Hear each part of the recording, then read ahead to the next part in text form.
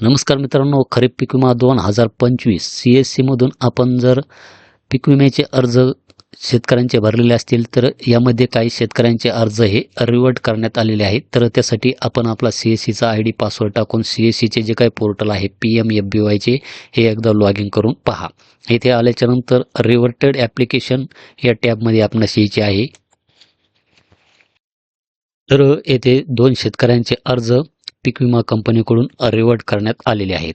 तर रिव्हर्ट करण्याचे कारण म्हणजेच हे जे काही 2 शेतकरी आपणास येथे पाहायला मिळत आहे, तर यांच्या आधार कार्डावर एक नाव आहे आणि सातबाऱ्यावर वेगळे नाव आहे. जसे की आधार कार्डवर विजय नाव आहे आणि सातबाऱ्यावर विजू आहे.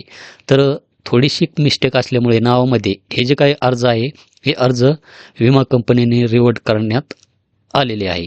तर त्यासाठी आपणास येथे हा जो काही गोलाकार वर्तुळ दिसत आहे याच्यावर इथे क्लिक करायचे आहे. त्यानंतर येथे अटॅच डॉक्युमेंट याच्यावर इथे आपणास क्लिक करायचे आहे.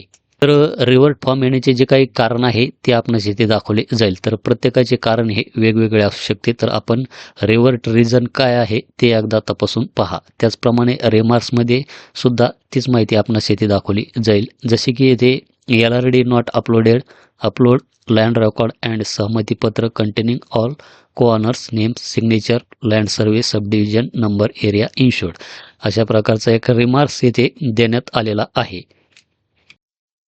तर मित्रांनो, या शेतकऱ्याच्या नावामध्ये आणि सातबाऱ्यामध्ये थोडासा डिफरन्स आहे. नावात थोडासा बदल आहे. तर त्यासाठी मी येथे अकाउंटचे जे काही पासबुक आहे ते येथे अपलोड केलेले आहे आणि लँड रेकॉर्डमध्ये एक शपथपत्र यामध्ये अपलोड करणार आहे.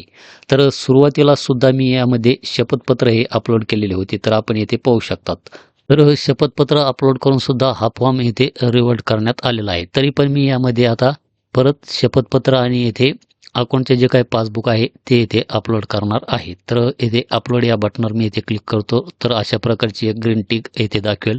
त्याचप्रमाणे लँड रेकॉर्ड, तर येथे मी शपथपत्र हे अपलोड केलेले आहे. तर येथे अपलोड या बटनवर येथे क्लिक करतो आणि त्यानंतर येथे सबमिट नावाचे ऑप्शन दिसेल. तर याच्यावर मी येथे क्लिक करतो.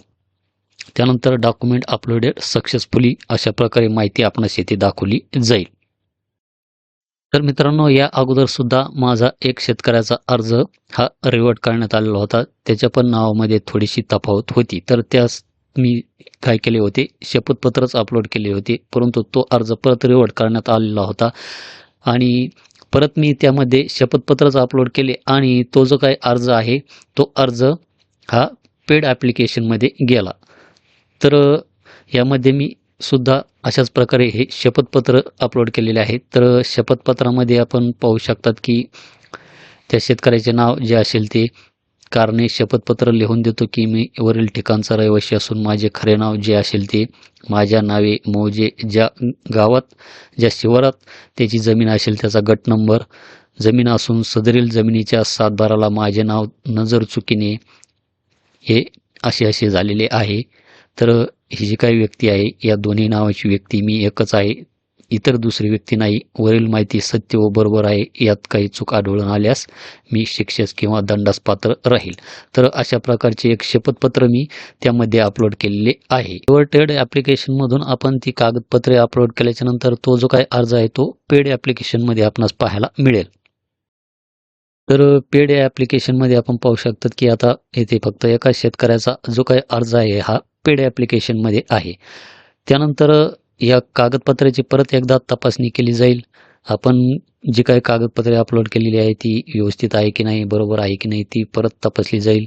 योग्य असेल तर आपला जो काही अर्ज आहे हा अर्ज यामध्ये अप्रूव्ड करण्यात येईल. तर अप्रूव्ड झाल्याच्यानंतर तो अर्ज आपणास अप्रूव्ड ॲप्लिकेशनमध्ये पाहायला मिळेल. अप्रूव्ड झाल्याच्यानंतर पेड ॲप्लिकेशनमधून तो अर्ज अप्रूव्ड ॲप्लिकेशनमध्ये चालला जाईल. अप्रूव्ड ॲप्लिकेशनमध्ये आल्याच्यानंतर आपणास काही करण्याची आवश्यकता नाही. तर आपले जे काही अर्ज आहे हे कोणत्या कारणामुळे रिवर्ट करण्यात आलेले आहे ते कारण एकदा तपासून पहा.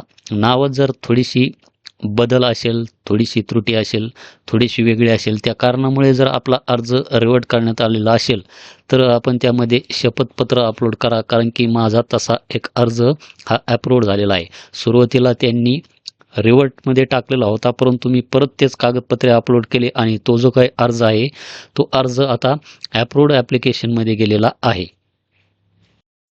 तर अर्ज रिव्हर्ट येण्याचे कारण आपण एकदा तिथे तपासून पहा. कोणत्या कारणामुळे आपला अर्ज रिव्हर्ट करण्यात आलेला आहे, कोणाचा बँकेच्या पासबुकच्या कारणाने त्रुटीत आलेला असेल किंवा कोणाचा सातबारा किंवा कोणाचा नावात थोडासा बदल झालेला असेल किंवा कोणाचं जर सामायिक क्षेत्र असेल तर तिथे आपण सहमतीपत्र अपलोड केलेलं नसेल तर त्या कारणामुळे सुद्धा आपला अर्ज रिव्हर्टमध्ये येऊ शकतो. तर ते कारण आपण एकदा तपासून पहा आणि आपले जे काही कागदपत्रे आहे ते लवकरात लवकर यामध्ये सबमिट करून घ्या.